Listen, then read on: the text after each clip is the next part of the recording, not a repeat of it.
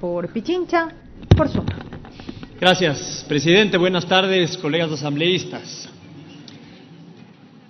Hoy asumo nuevamente una posición frontal en defensa de los derechos de las mujeres en un debate que ha sido controversial, que ha generado distorsiones y desinformación. Es nuestra responsabilidad, colegas asambleístas, como legisladores, enfocar correctamente esta discusión, hacerla sin miedos, sin tabúes, sin cálculos políticos, pero eso sí, con responsabilidad, seriedad y empatía.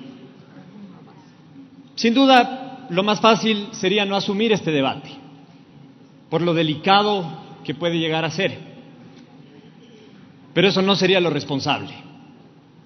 Las mujeres ecuatorianas se merecen leyes que las protejan, no que las revictimicen. Y hoy tenemos la oportunidad de hacerlo, de dar un gran paso hacia un Ecuador que respete y garantice los derechos humanos. La discusión no se centra en si estamos a favor o en contra del aborto. El asambleísta Pazley lo explicó muy bien. Ese no es el debate el día de hoy.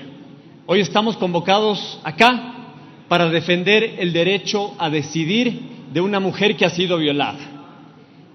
Y por lo tanto nos enfrentamos a dos opciones.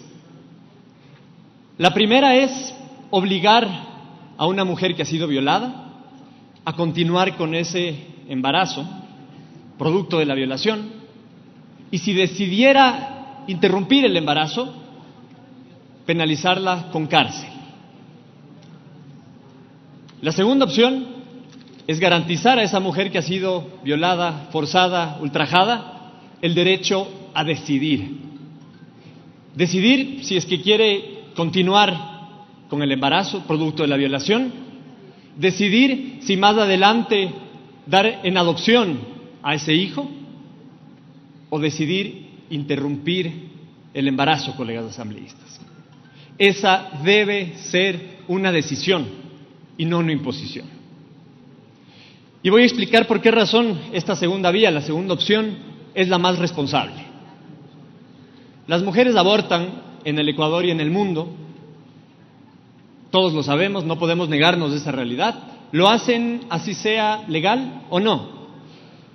El problema hoy en día es que con el COIP vigente, una mujer que ha sido violada y decide interrumpir ese embarazo, tiene que acudir a centros clandestinos, poniendo en riesgo su vida.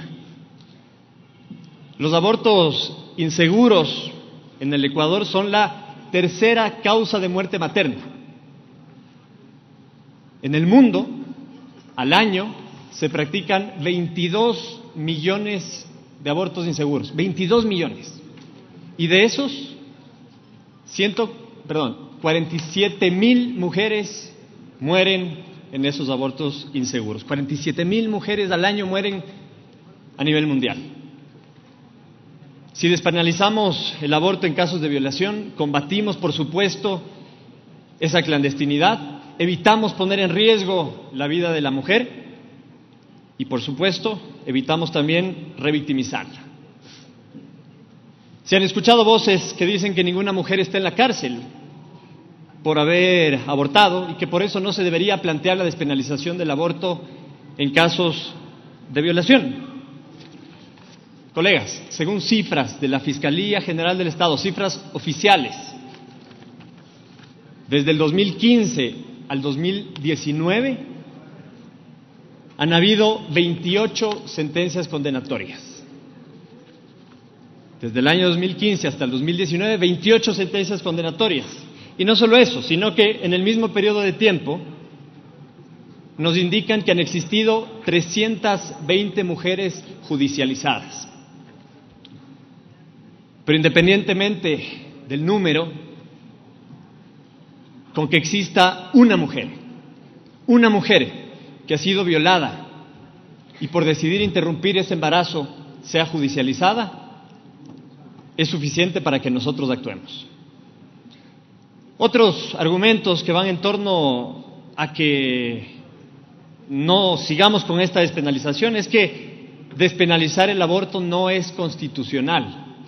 Colegas, es tan constitucional despenalizar el aborto por causales, es decir, una despenalización parcial, que actualmente en nuestra norma vigente en el COIP existen ya 2 causales en las que el aborto no es penalizado: cuando la vida o la salud de la madre corre peligro, o cuando una mujer con discapacidad mental ha sido violada.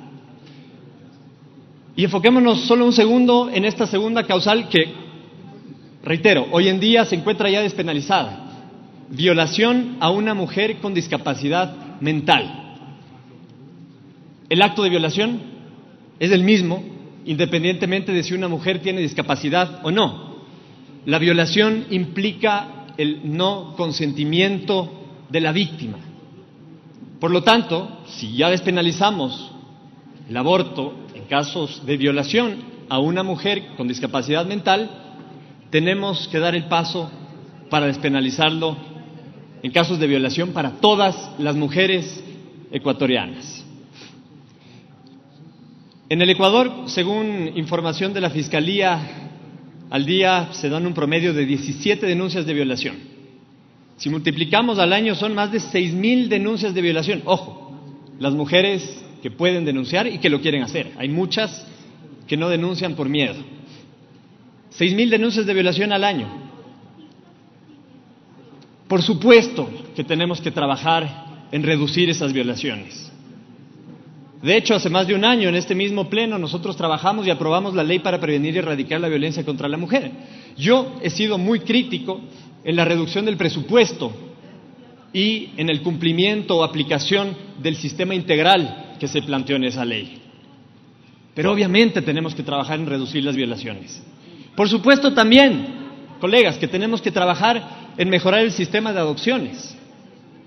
La asambleísta Larreategui, hace poco, asambleísta de Suma, presentó un proyecto en ese sentido. Por supuesto que tenemos que trabajar en eso, nadie dice que no, pero este no es el espacio normativo para discutir ese tema.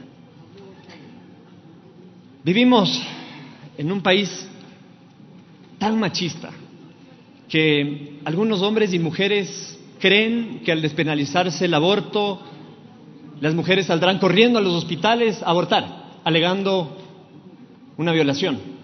Habrá una estampida de mujeres en clínicas, centros de salud, hospitales. Es nefasto y cruel pensar que una mujer va a mentir en un tema tan delicado.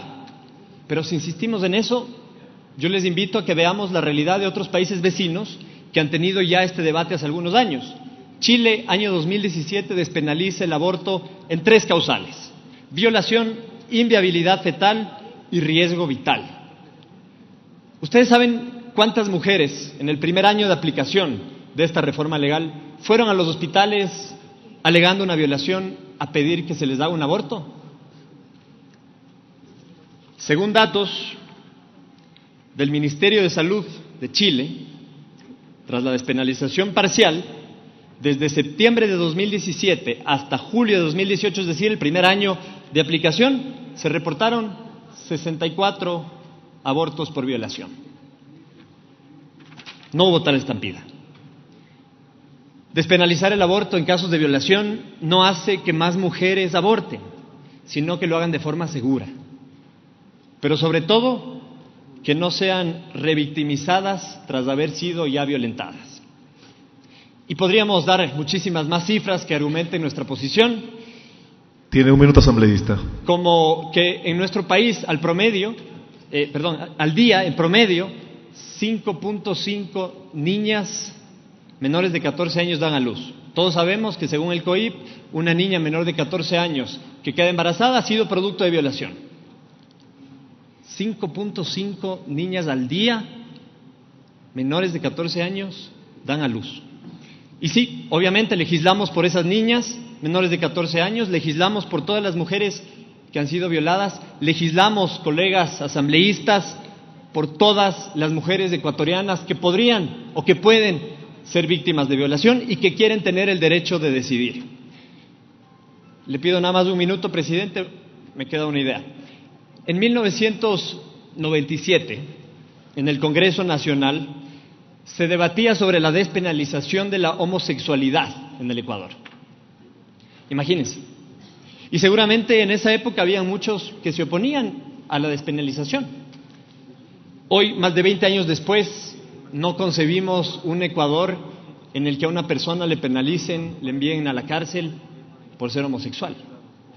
Hoy yo estoy seguro que en 20 años más no podremos entender cómo antes del 2019 en el Ecuador penalizábamos con cárcel a una mujer violada que decidía interrumpir ese embarazo producto de esa violación.